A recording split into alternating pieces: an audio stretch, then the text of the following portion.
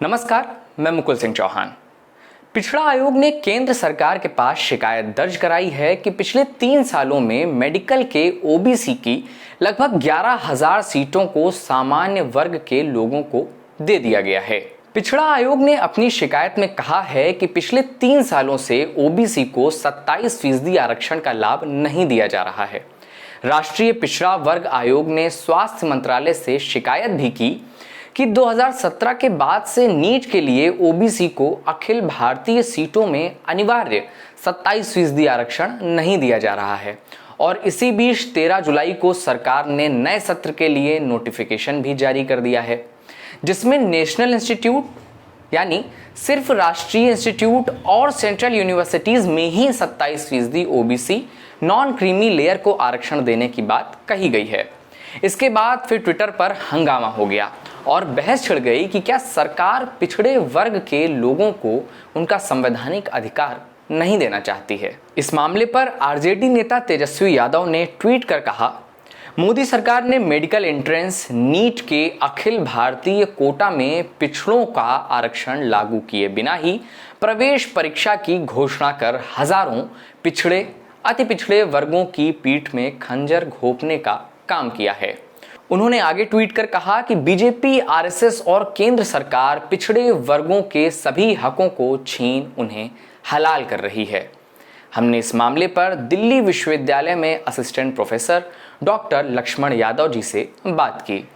जो नीट है, जिसका गठन की सुप्रीम कोर्ट के अपने निर्देश पर हुआ था, ये केंद्र सरकार के द्वारा किया गया कि मेडिकल कोटे में अंडर ग्रेजुएट और पोस्ट ग्रेजुएट एडमिशन में राज्यों के कोटे अलग होते हैं, केंद्र का कोटा अलग होता है। उसमें से नीट के तहत पहले 15% था, अब 50% तक सीटें कर दी गई जो पीजी एडमिशन की थी, जो राज्य सरकार के अंदर जो होती है, जिन्हें राज्य सरेंडर करता है और वो केंद्र के कोटे के अंतर्गत आ जाती है, तो वो नीट के कोटे के अंतर्गत आ गई। यूजी में उनकी तादाद अभी भी 15% है और पीजी में 50% है। तो ये स्टेट सरेंडर कोटा है, ठीक है।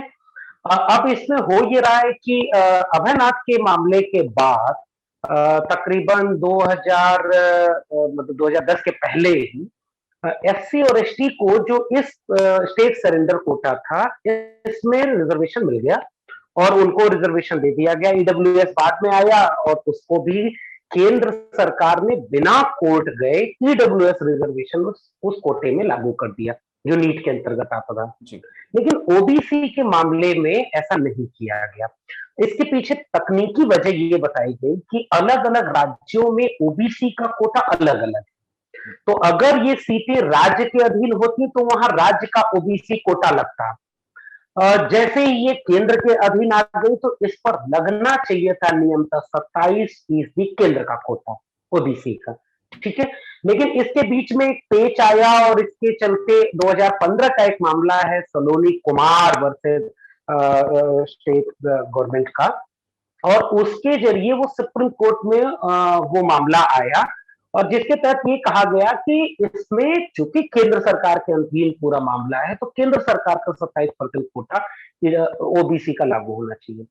लेकिन विडंबना ये है, जैसा दलितों, पिछड़ों, आदिवासियों के मामलों में हायर जुडिशरी करती है कि इनके मामलों को लंबित छोड़ देती है, और वो मामला 2015 से अभी तक सुनवाई नहीं हुआ और जो 13 जुलाई 2021 को जब ये नोटिफिकेशन आया नीट का, इसमें भी ये कहा गया कि चूंकि मामला सब जुडिस है इसलिए हम अभी इसमें 27% ओबीसी कोटा नहीं लगा सकते।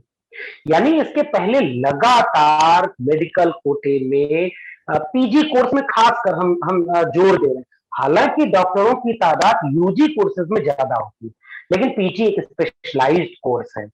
यानी अब तक का एक अनुमानित गणित ये बता रहा है कि तकरीबन 11,000 ओबीसी के डॉक्टरों की सीटों का नुकसान हो चुका है और जो इस बार भी जारी है। तो पूरा मामला यही है, इसीलिए वो उस कोटे में ओबीसी रिजर्वेशन को मैटर सब जुडिस मान करके नोटिफिकेशन जारी कर रहे हैं और दूसरी तरफ जुडिशरी इस पर कोई फैसला नहीं ले रही। तो इससे हम ये कह रहे हैं कि इसमें रिजर्वेशन ओबीसी का नहीं मिल रहा है और ये बहुत बड़ा अन्याय ओबीसी के साथ। ईडब्ल्यूएस कोटा जब आया तो उसके लिए तो नीट ने कहीं ये नहीं कहा कि सुप्रीम कोर्ट हमें गाइड करे। केंद्र सरकार ने एक निर्देश दिया, ईडब्ल्यूएस कोटा उसमें लागू हो गए। जबकि schedule caste and schedule tribe के लिए फिर भी सुप्रीम कोर्ट से अभय कुमार वाले मामले में पूरा निर्देश दिया गया सुप्रीम कोर्ट के जरिए। तो ओबीसी के लिए ऐसा क्यों नहीं किया जा रहा है? और जब तमिलनाडु में इसकी कोशिश की गई तो वहां के मद्रास हाई कोर्ट में बीजेपी ने एफिडेविट दिया कि नहीं नहीं ये गलत है, ओबीसी का कोटा इस तरह स्टेट गवर्नमेंट ने जिसकी मैटर सेंट्रल गवर्नमेंट का है। यानी स्टेट में आप विरोध कर रहे हैं, केंद्र में आप इसको लागू नहीं होने देना चाहते, क्योंकि आप ये चाहते हैं कि यह मामला पेचीदा उलझा रहे। यह डॉक्टर बनने का मामला है, पिछड़ा प्रधानमंत्री, शिक्षा मंत्री के लिए भी कहा जा रहा है वो पिछड़े हैं। कैबिनेट ऐसी बनाई गई इस समय जिस पर दावा किया जा रहा था कि आजाद भारत की सबसे पहली ओबीसी कैबिनेट है, और ओबीसी के लिए एक निर्देश नहीं जारी कर सकती है सेंट्रल गवर्नमेंट। और ये कई सालों से ये मामला चला है, ये इस बार का मामला नहीं है ओबीसी का।